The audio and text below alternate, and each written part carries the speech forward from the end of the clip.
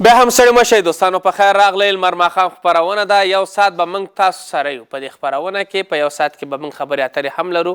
او شیر احمد جان هم لرو نن شیر احمد جان ډېر ښه راغلی خوږ راغلی ښایسته راغلی چې ولې راغلی بیا به درته پسه قصه وکړم خو قصې نه مخکې شیر احمد جانه په ما ګرانه خولۍ واخله له ځانه او چېرته دې ایښې ده قربان شمه له تا نه خولۍ مې هلته ایښې ده کله چې پخه سړې دې وخوځوه لږ سړې دې وخوځوه کېنه مالې دغه ناستې ته دا دومره خوشحاله یوه دوستانو خو پخې تکلیف لري سپین ږیری نه یم ستړی مه شې شیر احمده په خیر راغلی ډېره زیاته مننه صافی صاحب اول خو ماشاءالله دې ورځو کې ډېر ځوان شوی چاق شوی نامه خدا چې نظره دې نه کړم وروسته د هغه نه سلامونه او نیک هیلې ګرانو لیدونکو ته وړاندې کوم او نن لپاره یو ښایسته خواړه مې نظر کې نیولي بیا به وروسته معرفي که د زړه حال مې درته وویل خندا به پرېږدې په ژړا به شې مینه چاختوب نشته هسې زړه خوراک د شیر احمد جانه بلکل خو دغه یو څو شیبې چې دغه خپل ولس سره پاتې کېږو په دغه سکرین باندې یو څه ناڅه خوشحاله یو بلکل دا غمونه په دې ډېر دي چې غربت ګورم غریبي ګورم دا مې ډېر ځوروي وړکۍ د غم خبره ده دا به لیدونکو سره شریکه کړم ځکه دا زموږ او ستاسو مسؤلیت دی چې دغه خپرونې د لارې او نور خپرونې د لارې باید چارواکو ته یې ورسوو پرون زمونږ دوستانو زنګ وهلی و چې نوم به یې نه اخلم ځکه چې خپله یې نه غواړي چې نوم یې واخیستل شي که بیا وروسته د دې نه چې ډېر په تنګ شي مجبوره دی چې بیا هغه خبره رسمي کړي او رسنیي کړي نو هغه ډېر مشهوره کورنۍ نه دی چې امارات څو کسان تللي دي او دغه لږ زره په تکلیفوي هغه غواړي چې دا مشکل رفع کړي خدای دې وکړي چې دغه ستونزې چې تکلیف یې څنګه تکلیف دا بیا ته په ډاګه په دې کې په ډاګه دا وایم دا برنامه ډېر مشان ګوري بلکل ځکه چې هغه ته دا وایي چې تاسو دغه خپل کور پرېږدئ او دې ځای نه ځئ او هغه ته یې توهین کړی چې ته فلاني زوی یې ته د فلاني زوی او ډېر ورته مشکلات ورته جوړ کړي دي حتی دغه خویندې ورته وتلي دي چې خیر دی اوس تاسو موږ ته څه مشکل دی موږ دغه کور دی اسنادونه هر شی لرو وروسته د هغه نه بیا هغه وایي زه هېڅ شی نه منم ته داسې د یو سړي زوی نو زه نه غواړم چې تاسو دلته اوسئ دې ځای نه وځئ ولې نو بیا دوی د دلیل ورسره هر څه ویلي دي اوضې ته هم تللي دي بیا اوضې ورته ویلي چې تاسو خپله مشکل خپله ورسره حل کوئ هغه سړی موږ ته په لاس نه راځي نو که زه وایم دا خپرونه زموږ او تاسو امارات ورونه ویني مجاهدین دغسې کسان تاسو خپل ګروپ نه زر ته زره لرې کوئ چې د مجاهدینو نوم ورځ وربلې ضعیفه کوي د خلکو د مخې او خلک اعتماد کمیږي بلکل انشاءالله دې ته به توجه وکړئ ضرور به دا ګوري ورسره به خبرې وشي اترې به وسي داسې مشکلات باید موږ چاته جوړ نه کړو دا داسې نه دي چې بې څوکه دي بې څوکه هېڅ هم نه دي که هېڅ نه پروردګار لري او داسې به کوو له خیره زما شخصي نظر داسې دی دغه شیانو ته باید ډېر توجه وشي ځکه دا مردمزاري باید ونه کوو او دا ځکه ما وویلې چې دا اصلاحات راځي په هر حکومت چې وي باید موږ د هغو دغه مشکلات بیان کړو چې تر څو هغو د پوه شي داسې یو مشکل شته دی که ښېګڼې وي باید ښېګڼې یادې کړو چې دا ښېګڼې شته دي تر څو خلک پوه شي او ځکه دا خبر موږ یادونه وکړله او دا د دې شخص هیله هم وه چې دا یادونه وکړئ موږ حتما به یاد کړو ولې نه دا خپرونه ښه دی بیا داسې نو صافی صاحب راځو دې خواته د خوشحالۍ خبر کوو خوشحالۍ خبره دا ده صافی صاحب چې نن تا ته روش جوړوم د خوشحالۍ خبره دا د صافی صاحب نن تا ته روش جوړوم خوشحالۍ خبره دا د صافی صاحب نن تا ته روش جوړوم خو ته نشي خوړلی ارمان دلته دی ولې نشي خوړی ځکه ته یې پرې ستونی دی په درد دی های څه ښایسته وای دغه شعر و شاعري دی زه بلکل نیولم یو بل څه ووایه راته صافی صاحب زه وایم راځه چې لاړ شو دا خوراکي توکي معرفي کړو بیا به بل شعر درته وړاندې کړم شیر احمد روش کې چې د زاره مچولي زه به یې خورم نه الله دې نه کوي شیر احمد روش کې که د زاره مچولي زه به یې خورم که دا مې ستونی درکړي او که دا مې سر صافی صاحب زه پوهېږم چې ستا ستونی ولې تل درد کوي خو زما خواته زه به هلته ووایم ځکه چې ته ډېر غوړ خواړه خورې لکه قابلي دې ډېره خوښېږي 3 وخته میت یې خورې که نه نو دا قابلي لږ زره کمه کړه زمونږ یو ورزشکار هم دی هغه هم قابلي ډېره خوړله هغه د هېڅ هم کولی ونه شوم ستاسو پروډیوسر هم داسې دی په لوبو کې هېڅ شی کولی ونه شو ولې خو قابلي ډېره خوړله خو بلکل خدای والي دی یار پاک یې درته ووایم که نه او نو وزن خو یاره خو زړه نه مې اوس بیا خبرې وځي بیا به خلک وایي خیر دا دې حوصله کوه دا داسې نه دی لږ د وزن ښه وساتي لږ د په سوچ لوبېږي امیدونه یې د خلکو خاورو سره خاورې کړل همدغه ځینې خوشحالیانې دي. خیر دغه کرکټ بورډ به لنډه نوم به یې ورته واخلو خواکه دا سلیکشن کې د لږ زما په نظر 400 بیټسمین تیار وي. خیر د فټنس په وزن باندې بیا ډېر کار وشي دا په درد لګېږي او موږ نه ملامتو خپل لوبغاړي بل ورځ ما درته وویل که نه. خیر هره لوبه کې به څوک ملامت نه کړو خو یوه لوبه دوه لوبه درې لوبه څلور لوبه دا خو تا به کهې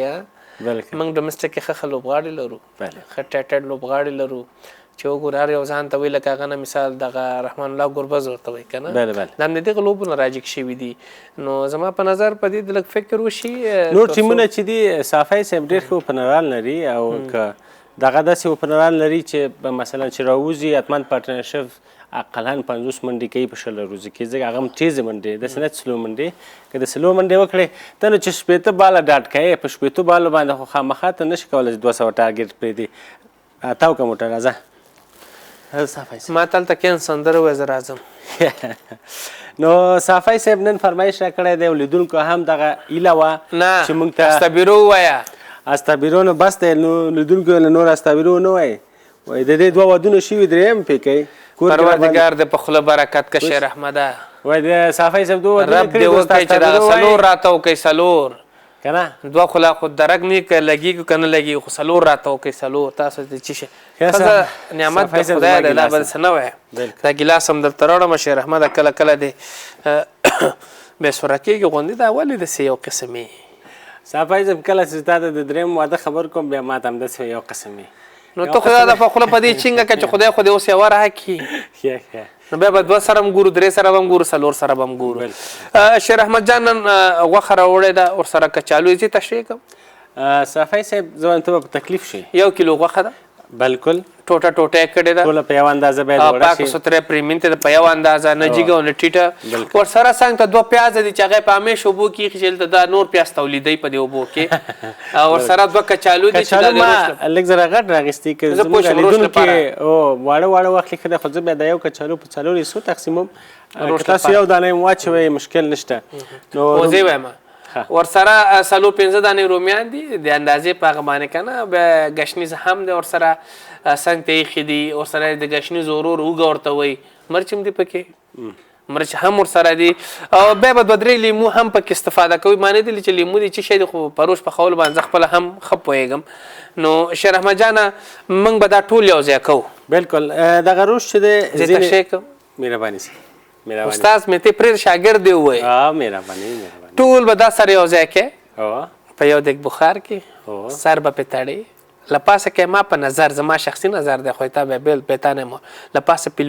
لیمو کې یو دفعه وشیندې راوشیندې څنګه دی خوښه ده ډېره ښه ده ځکه چې دا لیمو چې دی که دا پوستکي سره واچو بیا ځینې دا لیمو چې دی پوستکی ډېر تریخ وي هغه روش لږ تریخ راولي نو ځینې وخت کله کله زم پوستکی رااچوم خو که هغه لږ تریخ وي نو بیا په عذابیم خو د دې وړو لیمو چې دی د دې پوستکی هم دومره تریخ نه دی دا ډېر ښه لیمو دی پاکستاني دی نو چینایي لیمو نشته صاحب نه فکر کوم چینایي لیمو شته هغه داسې خوړل کېږي د هر څه سره واړه تکبیرو سره خوړل کېږي.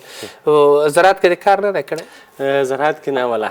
زراعت کې کار وکړه او په جلال آباد کې هم ډېر دي دا لیمو چې الحمدلله موږ د 100 شیانو څخه ډېر زیات هلته برخمن یو چې هغه نارنج دي لیمو دي همداسې نور زراعتي سیستمونه هلته ډېر فعاله دي. بله نو دا به بیا موږ پوستکي سره اچوو ځکه دا خواږه دي خو بیا تاسو خپل مایل ته وګورئ زه ځکه صافي صاحب ویلي اوبه به یې همسې راچوو هغسې هم صحیح دی نو هیله مند تاسو هم دغه روش تیار کړئ ترېنه خوند واخلئ نوشجانې کوئ کیما من شیر احمد خبره د پدې وخت کې پدې نسم چې شی مهمه ده بله دا شروع کې څنګه شروع کړه خیر هم سلګ لګیا چې خلک وګوري ولنه صافي صاحب نمړی خبره مې وکړه ډیره ښه خبره دی وکړله 50 ثانیې لرو که زر زر وشي لخر ولنه نمړی غوښه چې ده دا به موږ زیاتوو په دیګي کې شاوخوا یې اچوو شاوخوا به دغسې زیاتوو یو ټوټه به ږدو وروسته د دې نه بیا دې سره کچالو ورو ورو زیاتېږي سبا بیا زه هم جوړوم ښه بالکل صافی صاحب خو ته خو ډېر ما خامواله کې ویلې چې صافی ډېر شوقي ده د قابلي پلاو او د دې شیو دی که نه خو تا د لاس خوراک رښتیا خوند راکړی اوس به دلته تصویر که دوستان ته وښیي دغه رقم چې وام نه والا په دیګي کې ورو ورو دې په څېر به بیا مونږ کچالو او څنګ کې رومیان دا به ټول په اندازه باندې دی. رومی به 2 برخې کوو. ځینې دوستان رومی روغ هم ږدي، ځینې 4-5 برخې کوي. هغه فرق نه کوي، ستاسو خپل میل ته وګورئ، خپله خوښې ته وګورئ. او پیاز ما 2 دانې غټ غټ راخیستې ځکه چې د دې خوند لپاره ډېر ښه دي او په همدغه اندازه یې زیاتوو. دې ته 20 دقیقې بخار ورکوو، مده کړي. زه دوستانو د مې ته د دمې نه بعد بل چېرته مه ځئ. موږ سره ډاکټران هم شته، هغو سره خبرې اترې لرو چې میرګي څه ته وایي او رواني څه ته وایي. موږ سره پاتې شئ، په هغې خبرې کوو.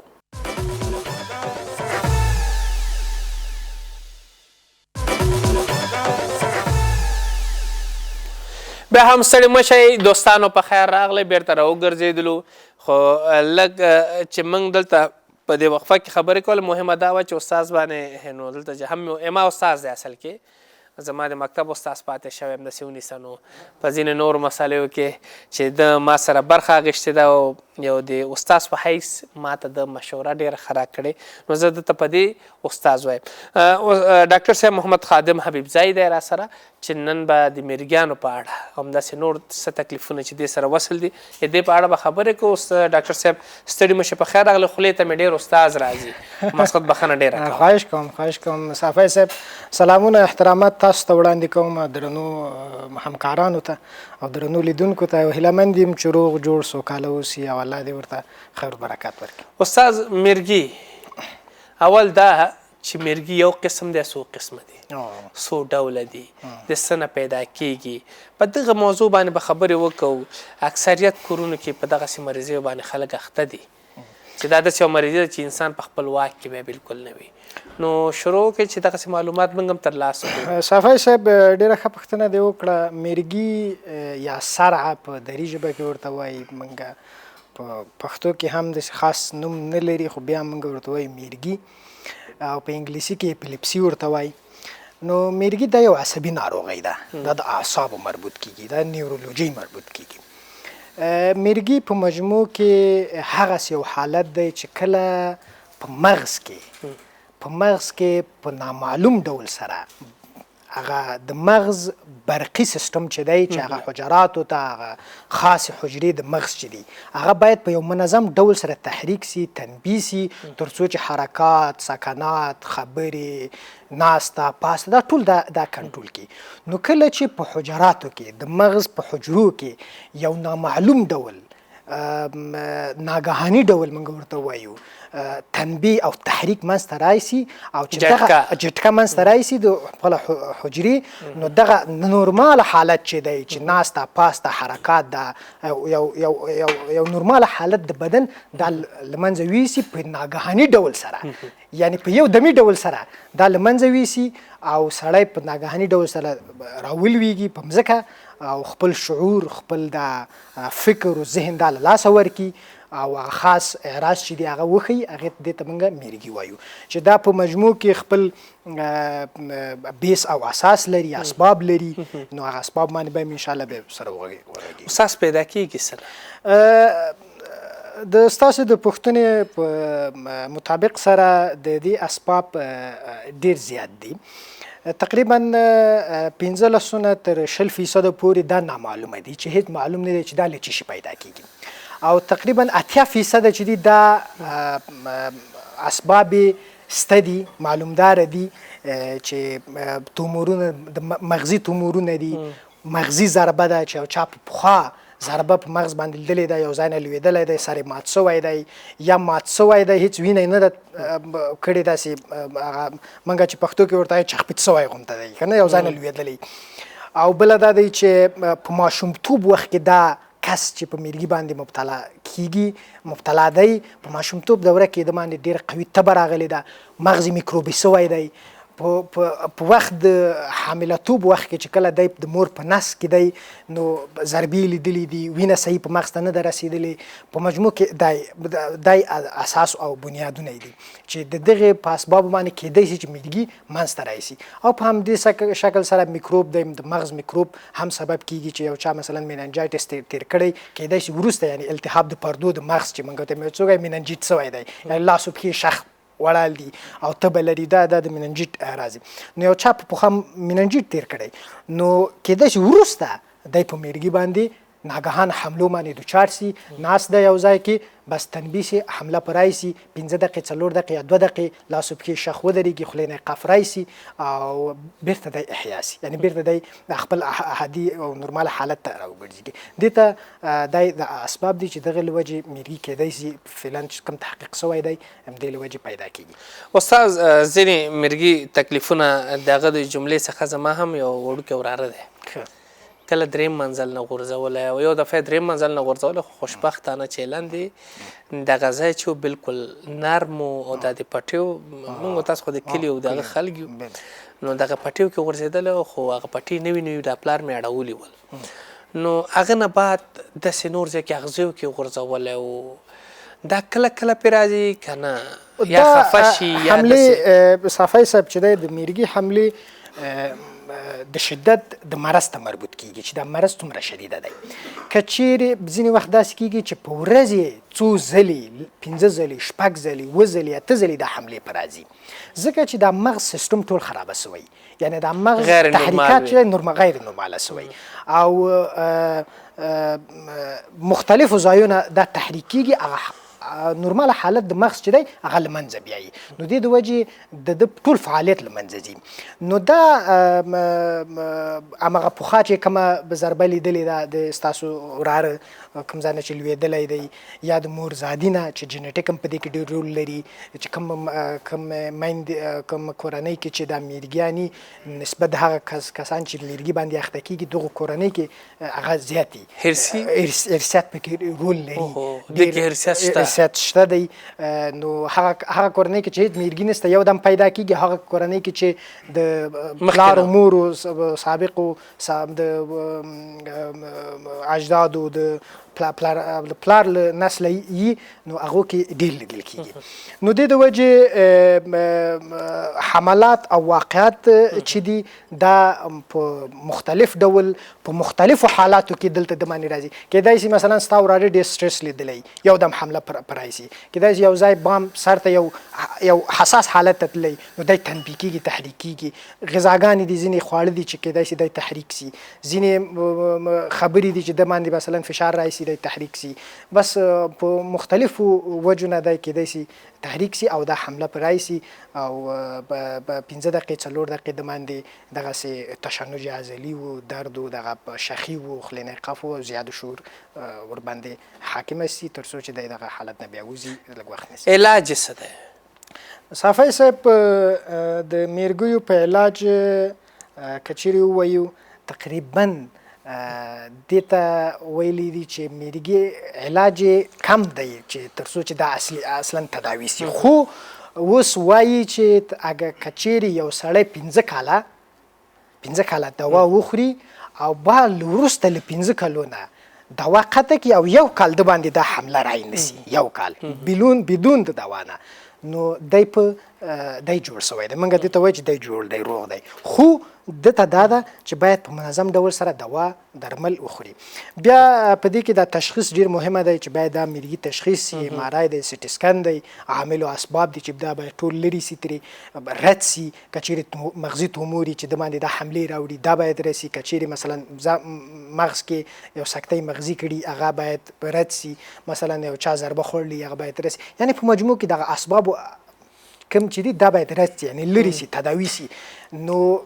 بل دغې نه که چیرې بیا هم حملې پاتې کېږي بیا نو دوا خاصې دواګانې دي هغه به ورکول کېږي تر 4-5 کال تر څو چې دغه مرض کنټرول سي. او بیا اوس دغه نوې تداوي کې یو مقناطیسي موجونه دي په مغز ته ورکول کېږي تر څو چې هغه حجرې چې کومې غیر نورماله فعالیت لري هغه فعالیت لرې سي او خپل هغه نورمال حالت ته راوګرځي. دا ماشومان ته مغه کېږي؟ بلې ماشومانو ته هم توصیه کېږي ماشومانو ته هم موږ که چیرې هېڅ دوا باندې بیا تاثیر ونه کوي یعنی دوا ته جواب ونه ویلی بیا موږ الکترومګنیټک تراپي ورته وایي چې هغه مقناطیسي موجونه دي هغه مغز ته ورکول کېږي تر څو چې تداوي سي. استاد ځینې د واړه ماشومان کې شته لکه 14 کلن 15 کلن 10 کلن یو سبداګي شي به طرف د یو چا په مخ کې هغه په سړک په منځ کې غورځېږي بیا خلک هغه سره مرسته کوي پیسې ورکوي. آیا دا ځینې کسان وایي چې دا دروغ کوي پیسو دپاره لاره جوړه کړې بیا هم زما زړه سوځي وایم چې دا خو ځانه بې دریغه په د او دا سړک خبره واچوم. دې رښتیا د خولې نه قف هم راځي قف هم راځي. یو عجیبه یاره بیا خلک بیا ځینې ورته بوټ راوباسي پزې ته ورته ونیسي داسې یو سیستم. دا کوم کار او عمل چې دوی کوي دا د کوم کس چې په میرګي باندې مبتلا شوی دی دی لویږي او بوټ یې خولې ته ږدي دا یو غلط رواج دی دا یو ډېر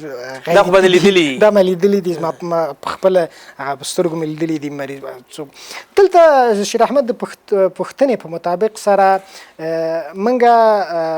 داسې خاصه نه شو ویلی چې تر څو چې تشخیص نیسي هغه اصلي حالت د مشخص نه وي چې واقعا دی میرګي لري هغه دغه لږ تحقیق ته ضرورت لري تر څو چې شفاخانې ته رسي. خو بعضې حالات همداسې دي واقعا همداسې دي. ځینې مریضان دي ځینې کسان دي چې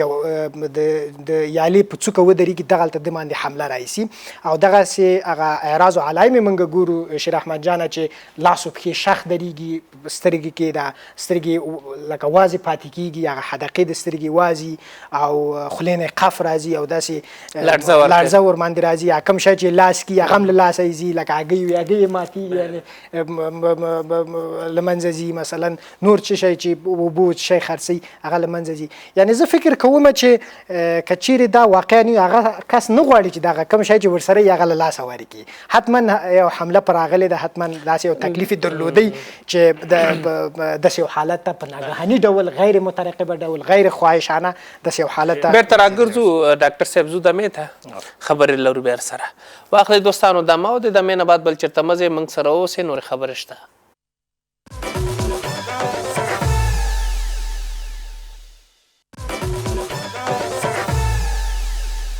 بیا هم ستړي مه شئ دوستانو بیرته راوګرځئ دمې نه. څنګه شیر احمد مخکې خبرې وکړې ډاکټر صاحب هغو ته جوابونه ورکړل.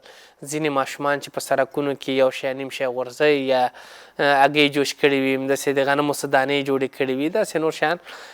نو ډاکټر صاحب ویل هغه خپل هغه علامې وي که چېرته هغه پکې وي نو په حقیقت کې هغه مریض دی هغه سره باید کومک وشي یو چېرته ورسول شي. او ځینې بیا اکټران هم دي اکټینګ کوي نو هغه بیا خپله پې تاسو ښه پوهېږي هغه ته د هغې علاج به یو ښایسته غوندې بوټ دی چې ورپسې راواخلي نیغ کښېني. نو بله خبره داسې ده چې باید دغسې مریضۍ باندې چېرته څوک وګورئ نو لاسنیوی وکړئ کومک وکړئ که خطرناکه ځای کې هغه ځای چې دته ضرر ورسیږي کالي هغه یې خرابوي هغه باید ترې لرې سي هغه ځای نه چې منظم ځای کوم ځای چې ورته لکه دته خطر پیښي هغه نه باید لرې سي یو نورمال آرام ځای ته باید انتقال. بلکل. اوس تاسو ډاکټر صاحب مهمه خبره بله دا ده چې د ماشومانو په روزنه وغږیږو. جناب صافی صاحب وغږیږو ډېر به ښه وي. صحیح ده مهرباني. صافی صاحب ماشومانو روزنه چې ده یا تربیت د ماشومانو د رواني لحاظ دا ډېر لوی بحث دی په رواني کې چایلډ سایکایټري ورته وایي یا هغه ناروغۍ که ورته ووایو چې رواني چارې د ماشومانو مطالعه کیږي چې ماشوم د روان لحاظه باید څنګه وي. دلته دا خو البته یو لوی بحث دی بیا په زمین د دې کې چې موږ څنګه وکولی سو یو نورماله ماشوم یو نورماله کس چې یو نورماله ځوان چې وسو کولی جامعې ته یا اجتماع ته تقدیم کو چې پخوا یې ښه تربیت سوی هغه رواني لحاظ دی ښه تربیت سوی. دلته څو شیان مهمه دي. تاسو ته معلومه ده چې ماشومان چې کله لویږي نو دا ځان ته هغه خاصې مرحلې لري باید دې ته توجه وسي. صافی صاحب په ماشومانو کې تربیت له لحاظه څو شیان مهم دي. هغه دا دي چې اول دا دی چې کله یو ماشوم پیدا کیږي نو دته هغه خاصه توجه باید وسي ځکه دا یو هغه کس دی چې جامعې ته تقدیم کیږي د رفتار ته د سلوک ته د خواړو ته د اغوستلو ته خوراک پوشاک په ټول مسایلو ته باید توجه وسي ځکه دا یو مهم کس ده او د یو مد دی هغه کومنګ ورته وایو دا ډیره مهمه ده. علمي لحاظ البرت انشتاین کله چې دی په یو هغه کې غږېده په یو مجلس کې غږېده دوی ویلي چې ماشومان چې دي نسبت د نرانو نه یا نسبت د وبخي نسبت د غټانو نه دوی مختلف فکرونه او افکار لري او دو افکارو ته باید موږ متوجه سو. نو همغه و چې یو اساس د روانشناسۍ د تربیت د ماشومانو کېښودل سي چې دوی ویلي چې موږ باید رواني لحاظ ماشوم څنګه باید تربیه کړو. دا ډېره یو اساسي خبر ده. دې ته څو شیان مهمه دا دي. اول دا دی چې کله یو ماشوم غټیږي د خوراک ته باید ډېر توجه وشي چې ماشوم باید څنګه خواړه باید دته تنظیم سي. دا یو دا ډېر مهم دی. بل دا دی چې کله ماشوم مثلا 4-5 کلن سي 6 کلن سي د علایقو ته باید وکتل سي چې ماشوم په چی شي په کم سویه کې دی او چی شي ته علاقه ده. هغه علاقې چې دی هغه باید ماشوم ته ورکړل سي. مثلا که ماشوم لوبې کوي د لوبو علایق باید ورته برابر سي، یعنی لوبو وسایل ورته برابر سي، هغسې لوبو وسایل ورته برابر سي چې دته یو انګیزه ورکړي، یو فکر ورکړي، یو سوچ ورکړي چې د رشد د مغزي رشد ته زمینه برابره سي. دا ډېره مهمه ده. بله دا دی چې ماشوم ته وخت ورکړی سي تر څو چې وسو کولای ماشومان موږ ته خپل احساسات، افکار، نظریات دا باید موږ ته ووایي او هغه یو ښه برخورد چې دی، یو ښه سلوک چې دی هغه باید ماشوم ته اجرا سي، یعنی ورکړل سي د مور او پلار لحاظه. دا ډېره مهمه موضوع ده. بل شی چې ډېر مهمه دا دی ماشوم باید تشویق او تحریک سي، یعنی تنبیه سي تشویق ته. داسې نه چې ماشوم همداسې ګونګ وساتل سي، ماشوم مثلا یو انزوا کې وساتل سي، ماشوم تهدید سي،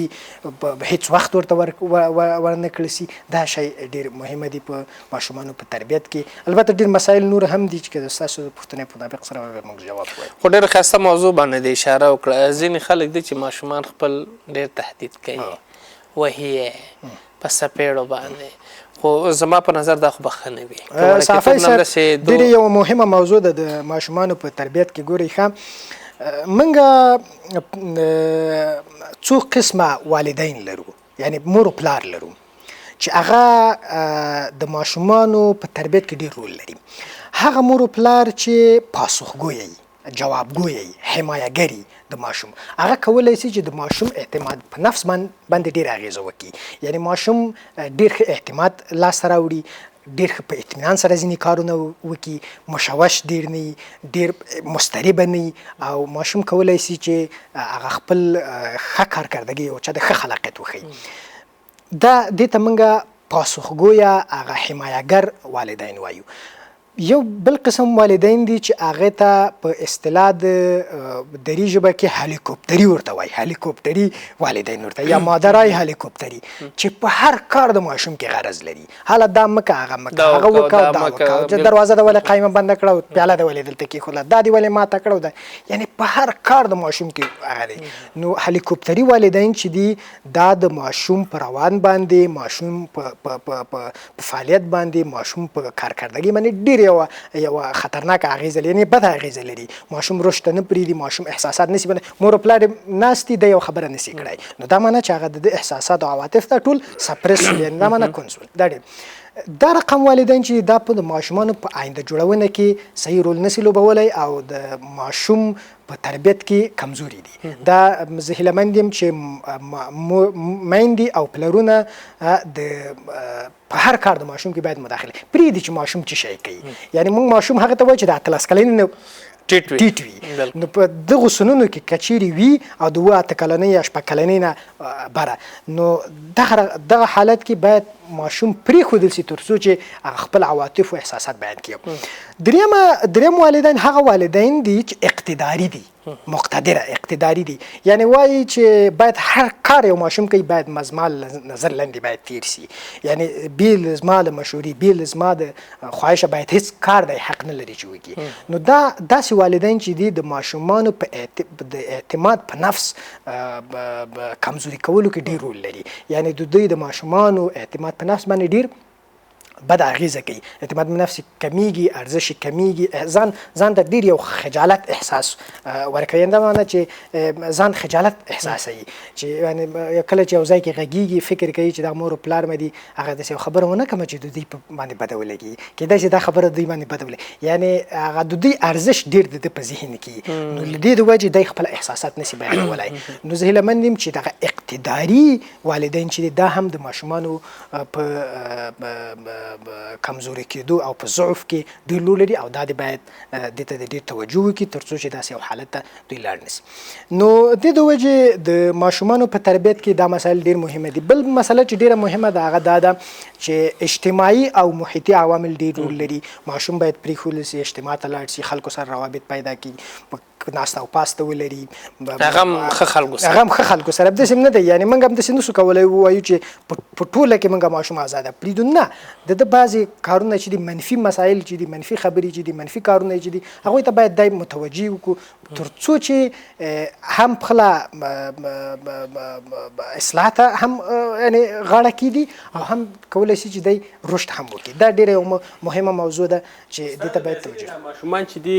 د گیم سره زیاته علاقه لري که نه، دا گیم چې د تلیفون د پلار ویني، د کاکا ویني چې وینه ځي، بیا ډېر زیات گیم کې ځان مصرفه کوي او هغه درسو ته بیخي متوجه کېږي نه. دې ته څه پکار دي؟ دغه ماشومان چې د گیم علاقه پکې ډېره ده، ما مخکې مرکه کې هم ویلې چې گیم چې دی په بعضې حالاتو کې د ماشومانو د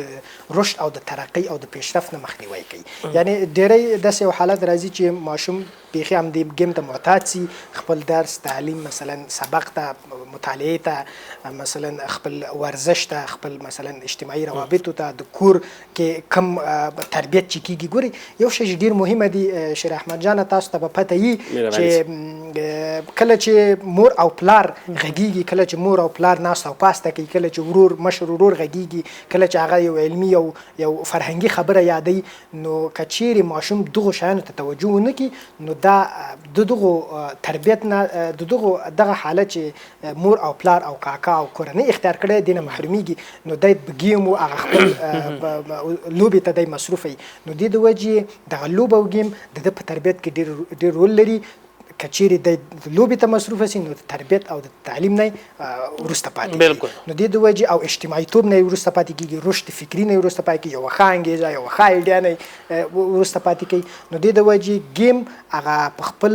ځای کې ده ته ضرر لري، ښه نه ده ورته، نه دی پکار نه دی ورته، تر څو چې دی ښه رشد ته نه تللی، ښه وضعیت ته نه تللی، نو لازم نه ده چې باید دته گیم په ځای د گیم بدیلې باید وسنجول سي چې شی دی. مننه استاده، ډېره زیاته مننه استاد چې راغلی، خوشحاله اوسئ، خوږې خبرې مو ویې، انشاءالله چې وخت وي نور خپرونه کې به راسره هم وي. دوستانو زه دمې ته دمې نه بعد بل چېرته مه ځئ، موږ سره پاتې شئ، زما د شیر احمد خوږې ترخې خبرې پاتې.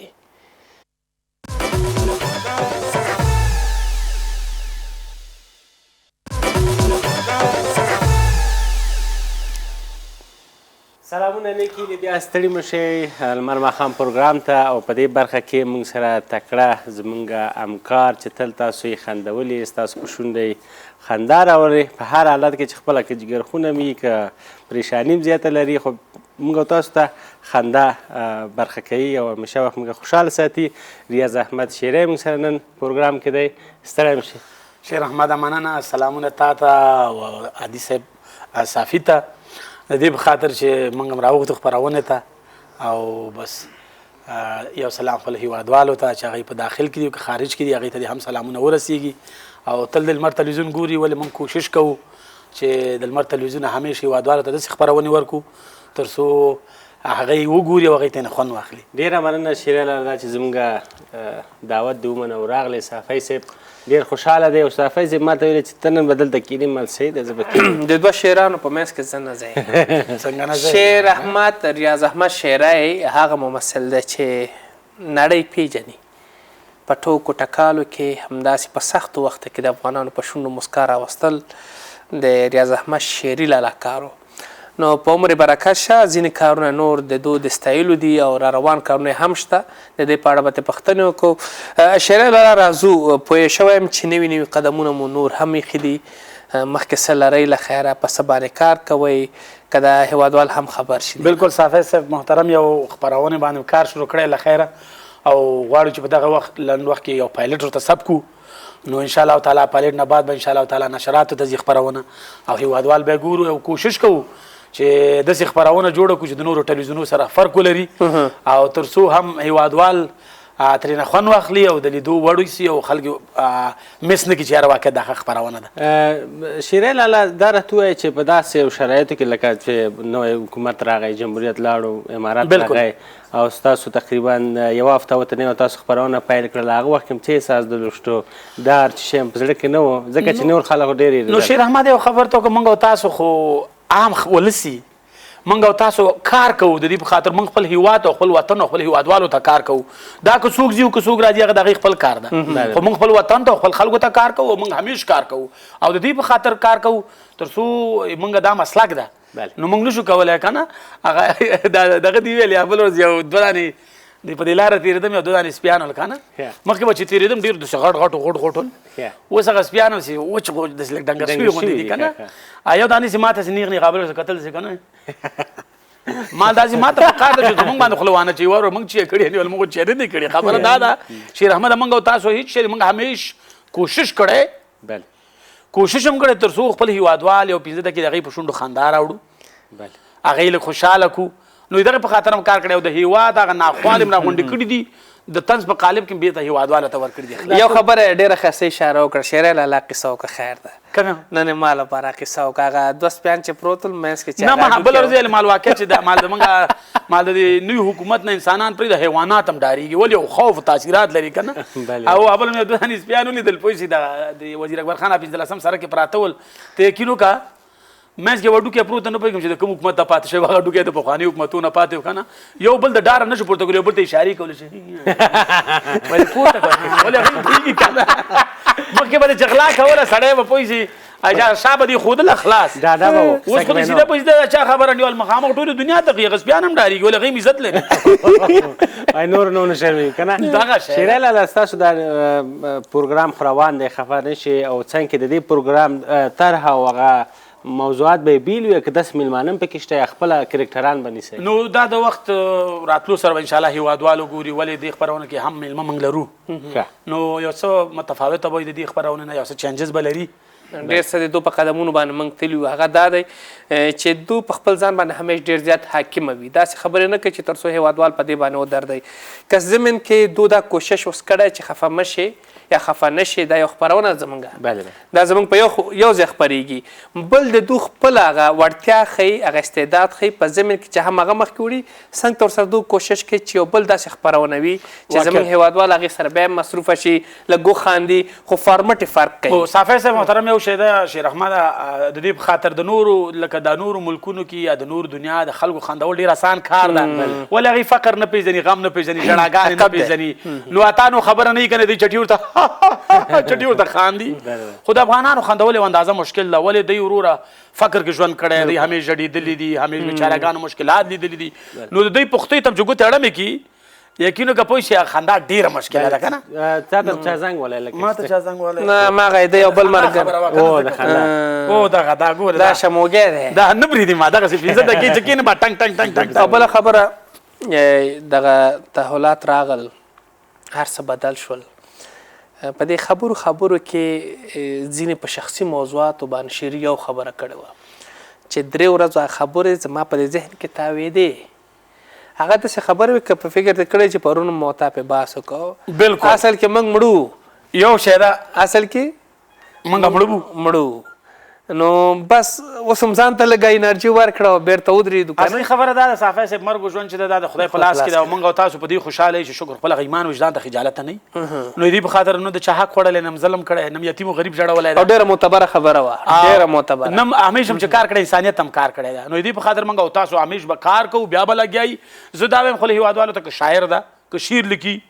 نو هم خپل هیواد ته ولیکئ ولې د هیواد ناخواله پکې راوړئ که مثال هره برخه کې موږ کار کوو باید خپل افغانستان ته کار وکړو خپل خلکو ته کار وکړو هغه یو ټوکه دې پکې په اخره کې که نه ولې چې وخت کم نه اخره نه کې هلته ملي سرود پکار دی ملي سرود د دې په خاطر هغه یوه ټوکه دې پکې وایي کوم کمعقل نه غل موبایل وتښتو بیا ټول خلکو غل پسې منډې والے که نه ودې ادیرې ته منډې والے وایي ولا چې ادیرې ته لاړ نه شم هغې ونې غله خوا لاړه وایي نه پرېږده چې هر چېرته لاړ شي اخر به بېرته همدلته راځي نو زه دا وایم ګوره دا وطن موږ او تاسو وطن ده که هر چېرته لاړ شي شیر احمد بېرته به دې افغانستان ته راځي. شیرین لالا زه غواړم چې داسې یو ټوکې دې وکړې یو بله ټوکه جالبه چې نه نه هغه ټوکه ماته معلومه ده شیرای لالا که یاد سي تېر وخت د افغانستان او د چا لوبه وه د انګلینډ او د انګلینډ لوبه هغه ملي سرود څنګه غږېده د انګلینډ نه هغه د افغانستان غږېده هغې د بیا د انګلینډ او که د نیوزیلینډ کوم ټیم ملي سرود غږېده که نه سم ما ورته ویل مال دا سرودونه کې هر یو کې بیخي خوند نه وي دا وګوره دا بیخي ژړا ده که نه مکمل چې همدا شروع شو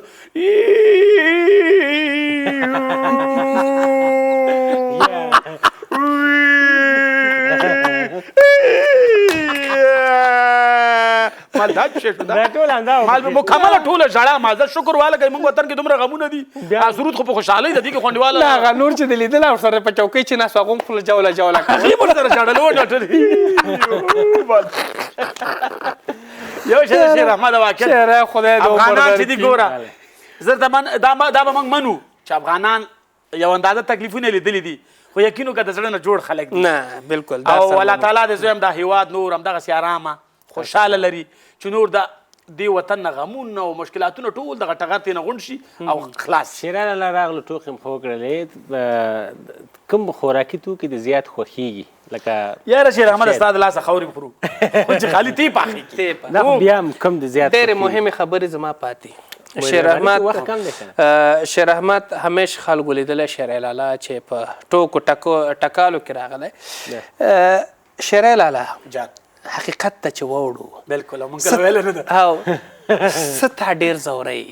چې ویلی نه شي او څه هغسې څه ګورې چې هغه ټول په خندا باندې تېری چې غم ډېر وي په خندا یې تېر کړي خبره دا ده چې دغه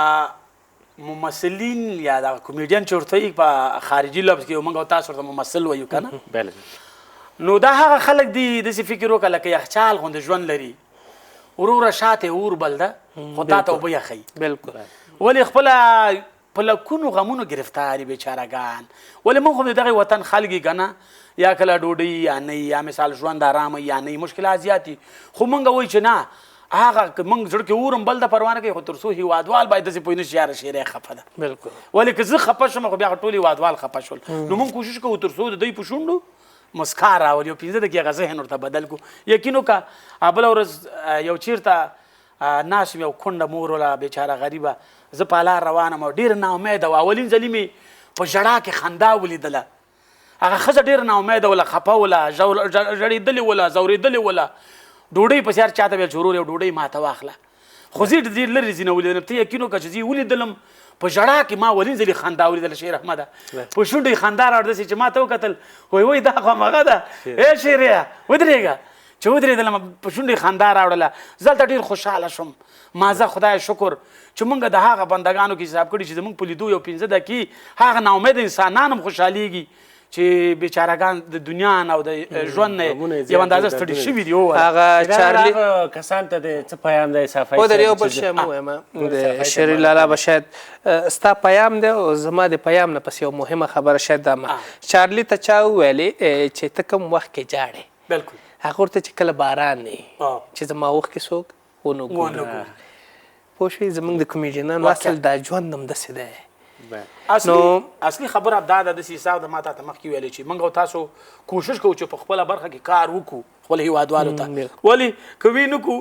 مخکې ډاکټر صاحب میلمه خپرونه کې که نه کوم سړي وایي پیزوګون پیدا کړی و هغې داسې شکه و زنګ وهلی و که نه چې سیند غاړه چې یاره دا پاک شي بیا ویلې واله که جب کې واچوي نه چې دا پاک چې بند قیمته کېږي یو سړی راغلی واله که څو وي خر صاحب دا ویل 1.5 سل مې درکړه ویل نه اصل در کومه ویل نه چې 1.5 سل نه کم یې نیواله پوه شي نه خرڅوم دا 2-3 ځله چې دا تیږې باندې څه کړی ګیشتې نه سیند کې تلی دا 15 ګون سړی بیچاره پوه شي ځان سره فکر کړی و یار د 1.5 سل نه ما سلګون خو مغزوی کار خوشي کړی که نه کور ته تلی ښځې دي ورته ویلي چې څه خبره ده همدا لګیا ده چې 1.5 سل نه ما سل ښې وي 1.5 سل نه سل ښې وي 1.5 سل نه سل ښې وي ښځې ویلې څه خبره ده وایي دغسې 15 ګون مې پیدا کړی کیسې هغې ته وکړه که نه هغه ښځې هم شروع کړي وي خدای دې ځواني مرګه خو رښتیا وایي د ما 1.5 سل نه سل ښې وي که نه هغې هم شروع کړي 1.5 سل نه سل ښې وي ډاکټر ته راغلی ډاکټر ته ویلې چې څه خبره ډاکټر ته کیسه کړې ډاکټر مو ته ټبر کړی چې ځواني مرګ خو رښتیا 1.5 سل نه سل ښې وي 1.5 سل نو اوس موږ وروره په همدې کې لګیا یو که نه بالکل نو دغه ژوند هم دغسې ده ډېره مننه شیرای لالا چې مننه تاسو نه خوشحاله اوسئ خدای مو با عزت لره همیشه هېوادوالو ته یم چې همیشه هېوادوالو منګه همیش وبخئ ولې منګه ساوې خطاګانې کېږي منګه هم څه ورته وي میموري کله فعال کله فعال نه وي ډېره بخښنه غواړو همیش تاسو لمر ټلویزیون او تاسو نه ډېره مننه لنډه وړه کوي دمه ده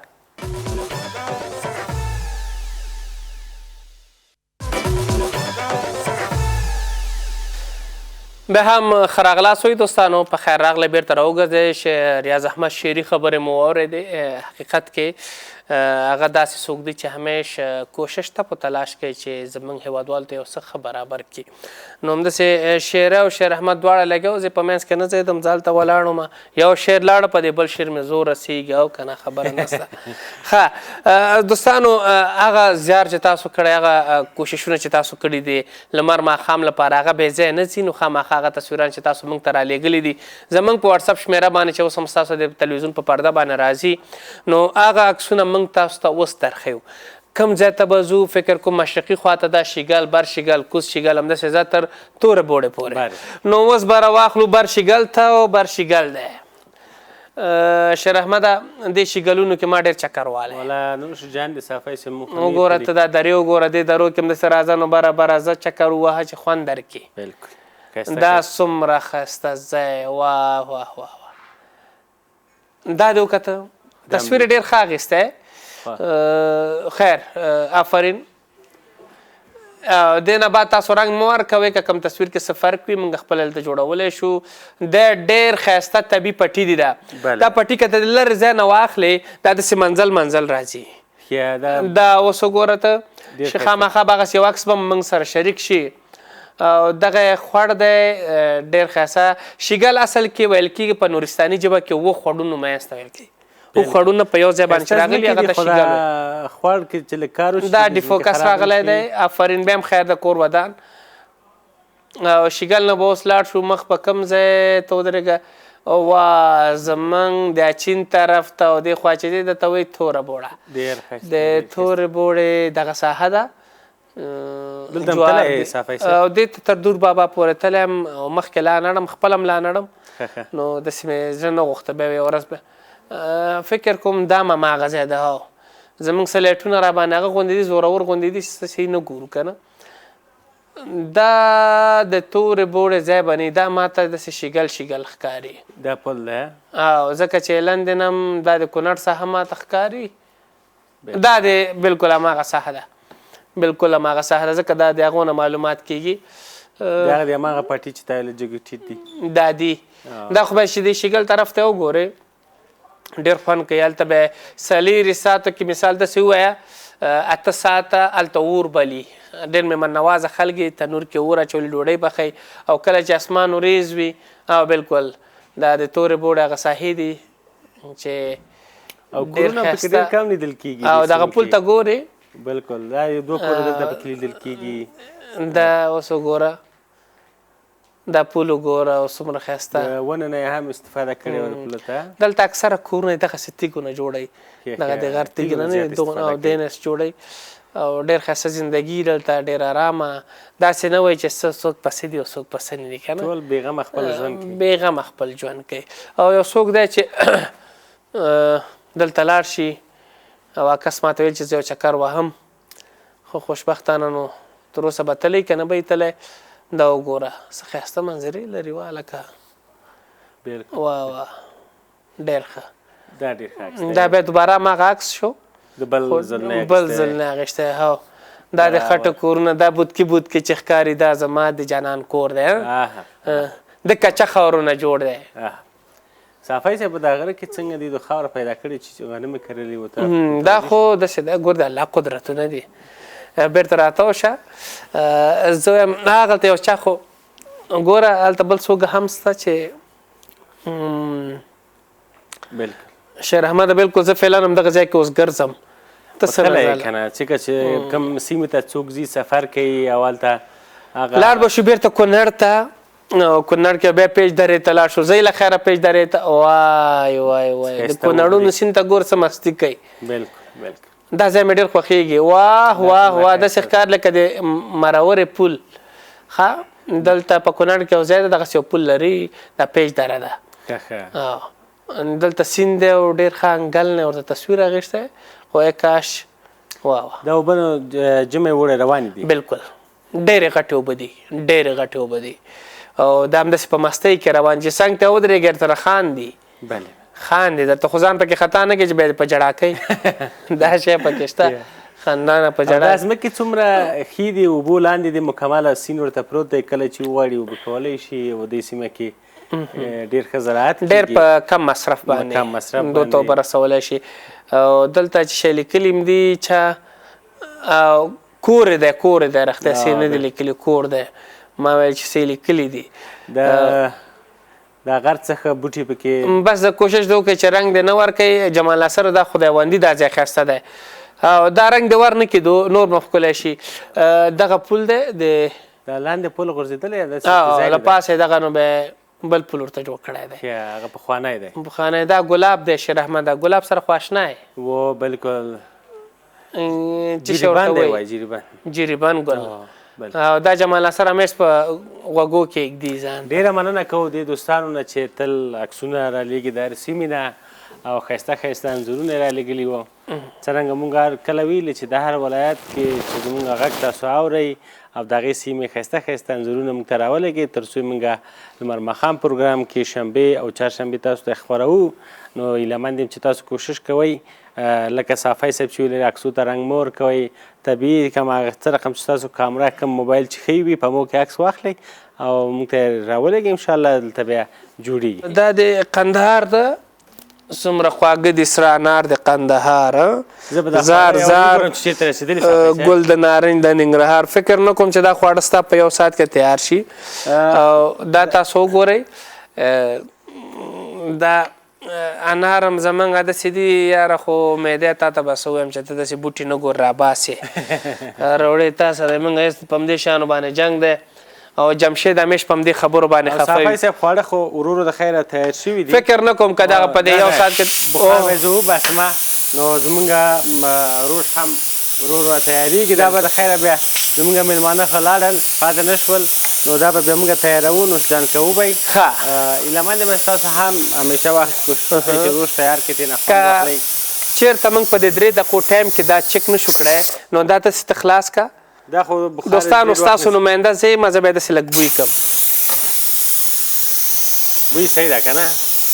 وا شیر احمد یو بل شی هم ځینې دوستان همیشه وخت روش چې تیاروي دا به بند کړم چې دا غږ هم صحیح لاړ شي، بیا به اور خو دې بند دی که نه که زه ځان اخوا جدا کړم داسې طرف ته شم. ځینې دوستان په روش کې کولی شي چې یو نیم ګیلاس قدر اوبه هم واچوي، ځکه کله کله د غوښې د ترکاري اوبه کمې شي بیا هغه ته بخار ډېر ورکوي، بیا لږ سوځي، بیا هغه خوند یې خرابېږي. که لږ زره اوبه ولري روش دوی کې څه فرق کوي؟ فکر کوم په وازګه کې روش ډېر خوند کوي. بالکل دا راسره موافق یې؟ بالکل. بیا ما همدې دپاره وازده ډېره ونه اخیسته ځکه چې غوړي موږ هم زیات تېر خپرونو کې چې ما تیار کړي وو هغه کې وازده ډېره وه، لیدونکو ویل چې وازده پکې کمه وکاروو، خپله غوښه هم د پسه چې دا ډېره غوړه وي که نه، نو هغه دپاره ما پکې ونه کاروله. که بیا تاسو سرخي غوښه بیا زیاته وي پکې بیا مجبوره یې چې یو 100 ګرامه قدر وازده پکې واچوئ او نوشجانه کې وازده خو ارومرو موږ تاسو تل ویلي دي چې ترېنه ګټه ډېره مه اخلئ چې قلبي تکلیف پیدا کړي، نلکې د قلب بندوي، ځکه چې هغه غوړ چې دی جامد دی، کله چې خورئ او اوس عوام سړه ده، کله چې بیرون وځئ بدن یخیږي هغه جامد کیږي او ضرر لري. بیا په ګرمۍ کې ځینې دوستان زیات وخت نه خوري، بیخي وایي ګرمي ده نشي خوړلی، ازمولی څوک نشي که نه. په یخ کې بیا ډېر زیات کاروي دغه د لم غوړ چې دی د پسه. دا تاسو کوشش وکړئ یو لږ زره کم استفاده کړئ په خوړو کې، او که هوا سړه وي موږ تاسو لږ غوړیو ته ضرورت لرو، ډېر غوړیو ته اړتیا نشته چې په کړایي کې تقریبا 1 کیلو غوښه 1 کیلو پکې وازده واچوي دا خوري، نو دا ډېر صحت ته ښه نه دی، ډېر ضرر لري، ډېر از اندازې نه زیات. چې ژبه مې راک شوله صافی صاحب ما سره چې ګرځې دا وړوکی زړه دې لوی که بیا د دیګ بخار نه ځان سرپوښ لرې که، بیا د دیګ بخار د سرپوښ نه ځان لرې که. شیر احمده صافی صاحب دا به ورو ورو موږ تیاروو، تا ته به د خیر منظمه جوړون ته به نوشجان کې دا ځکه بیا ما یو ځلې بیا یادونه دا که بیا خلاص سي فکر کوم ګډوډېږي، زه چې په خپل ټایم خلاص یو ځلې بیا لیدونکو ته وایم چې تاسو غوښه دومره زیاته کړئ بیا کچالو یو 2 دانې په اندازه باندې بیا ځینې دوستان مکې یو ګازر ماچوي هغه خپل میل ته وګورئ او ګشنیز پاڼې یو لږ زره واچوئ 2-3 دانې 4 دانې رومیان که غټ وي 4 که واړه یې نه لږ زیات واچوئ دا به ټوټې کوئ وږه یوه غوزه ما ورسره زیاته کړې ده مالګه او د خوښې مساله چې تاسو خوښېږي هغه زیاته کړئ نیم ګیلاس اوبو سره مې زیات کړي او دې ته مې تقریبا 15 الی 20 دقیقې بخار ورکړی کم ورباندې ځکه چې پروګرام کې مونږ لږ زره وقفه واخیسته او د دې بخار ځکه چې ما مشکلات جوړ نه کړي نو مخکې د دې نه چې زموږ میلمانه لاړل ریاض احمد ورور چې لاړ وروسته د هغه نه دې ته مونږ بخار وکړو له 15 دقیقې ته په تمه شو او اوس هم پرېښی دی عکسونه مو لیدل نو دا تر څو ښه دم ونشي آماده شي نو داسې ځینې پروګرامونه دي چې موږ نشو کولی چې آفرین دا دې لپاره دوستانو دا وخت غواړي او ځکه که چېرته موږ دته بخار ډېر ورکړو دا خپل غږ لري نو غږ او د ساوند ترمنځ بیا سر داسې لګېږي را لګېږي نو د میلمه خبرې بیا ګډوډېږي نو تر بیا ښې چارې ولرئ دوستانو خوشحاله او آباده اوسئ چې هر چېرته هستئ زما دعا تاسو پسې تاسو خپله دعا ماته کوئ تر بیا ښې چارې ښه شپه د الله په امان